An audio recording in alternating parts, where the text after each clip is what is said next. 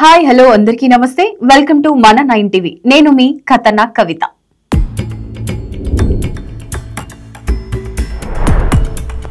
Delhi liquor policy కేసులో తాను బాధితురాలన్నారు BRS MLC కవిత 4 పేజీలతో కూడిన ఓ లేఖను కవిత రిలీజ్ చేశారు ఢిల్లీ లిక్కర్ పాలసీ కేసుతో తనకు ఎలాంటి సంబంధం లేదన్నారు కవిత దర్యాప్తు సంస్థలు చెప్తున్నట్లు తనకు ఎలాంటి ఆర్థిక లబ్ధి చేకూరలేదన్నారు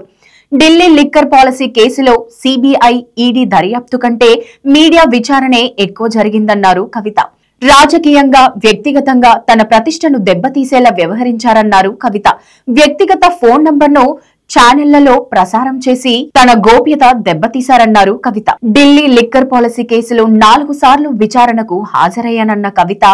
బ్యాంకు వివరాలు ఇచ్చి అన్ని విధాలా సహకరించానన్నారు తన మొబైల్ ఫోన్లన్నీ దర్యాప్తు సంస్థకు అందించానన్నారు ఫోన్లు ధ్వంసం చేశానని తనపై తప్పుడు ఆరోపణలు చేశారు 2.5 ఏళ్లుగా సోదాలు చేసి వేధింపులకు గురి చేశానన్నారు సాక్షులను బెదిరించినట్లు తనపై ఆరోపణలు చేస్తున్నారని ఆవేదన వ్యక్తం చేశారు బీఆర్ఎస్ అధికారంలో ఉన్నప్పుడు తనను ఎందుకు అరెస్ట్ చేయలేదో చెప్పాలన్నారు కవిత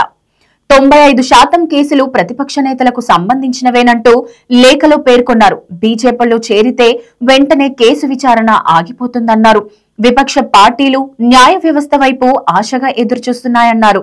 దర్యాప్తునకు సహకరించేందుకు తను పూర్తిగా సిద్ధంగా ఉన్నానని లేఖలో చెప్పుకొచ్చారు